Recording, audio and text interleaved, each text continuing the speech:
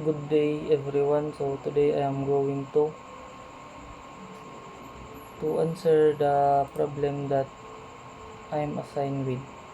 So ang problem na na-assign sa akin is problem number 6. Write a Java program to create a class called airplane with a flight number, destination, and departure time attributes and methods to check flight status and delay.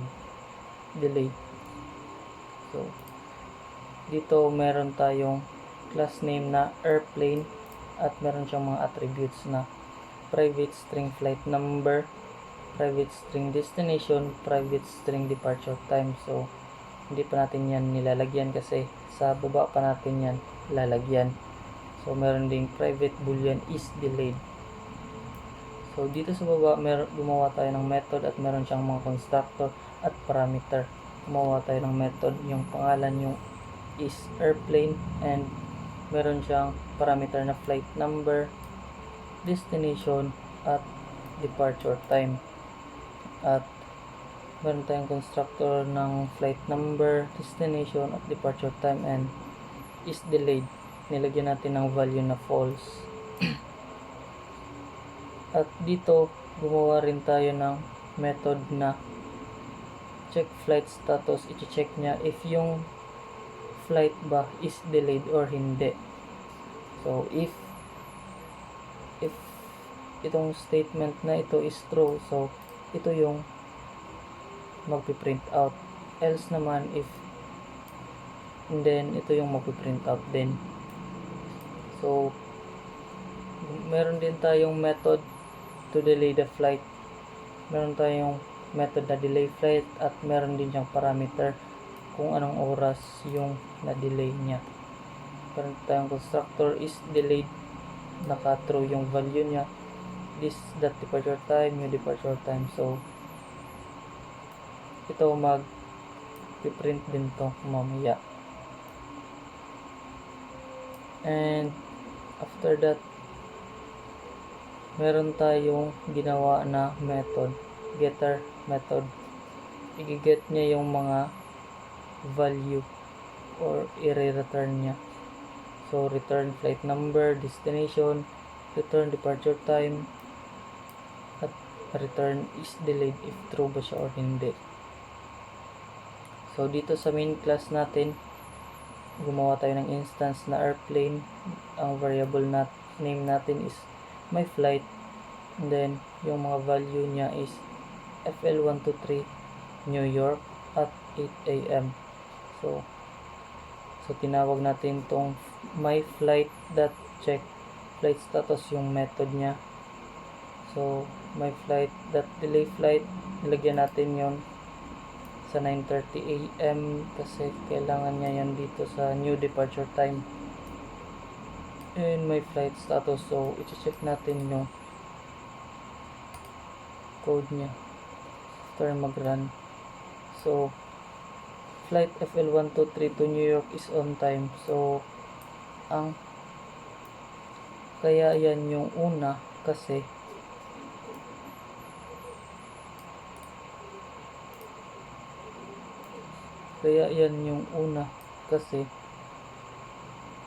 FL123 to New York is on time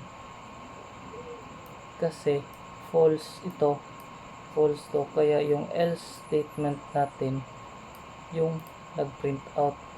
So from top to bottom niya i-read yung code. So system.out.println flight number to destination is on time. So titingnan natin dito, flight FL123 to New York is on time, departure time 8 AM. So kaya 8 AM yan kasi 8 AM yung nilagay natin dito sa ating value sa parameter. And kasunod niyan yung flight FL123 to New York has been delayed, new departure time is 9:30. So sabi nga natin from top to bottom niya i-read yung code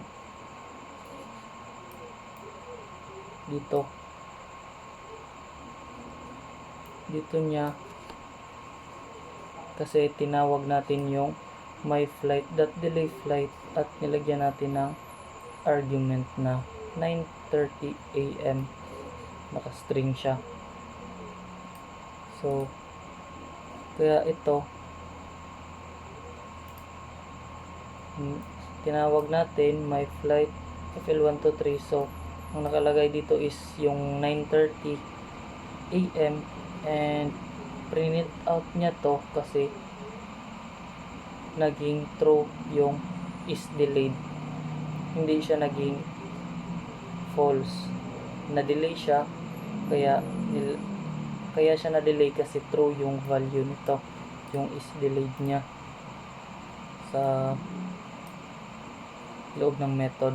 And the new departure time is kukunin niya yung new departure time which is nandito sa 9:30 AM, nilagay natin. So kaya yun yung lumabas. So after that, flight FL123 to New York is delayed. So after that, tinawag natin tong my flight, tinawag natin to yung check flight status, yung dito tinawag natin yan. So titingnan natin yung nilabas ng code. At flight FL123 to New York is delayed, new departure time 9:30 AM. So ngayon kaya after tinawag niya, kaya naging is delayed, kaya naging lumabas yung is delayed yung flight FL123 to New York is delayed, new departure time 9:30 AM. So hindi siya kagaya nito kasi after dito tinawag yung buong code na to. So kaya yun yung kinalabasan kasi public void delay flight is yung value dito is true, and then i-check niya, then naka-true ito, and then currently naka-true ito, and then tinawag natin yung check flight status which is if statement natin is naging true, naging equal siya. So ito yung lumabas, ito yung nag-print out, and then yan ang sabi ko, kaya naging 9:30 ito kasi 9:30 yung currently na na-assign sa ating departure time, nandito ito 9:30. So yun lang, at maraming salamat sa panonood. See you.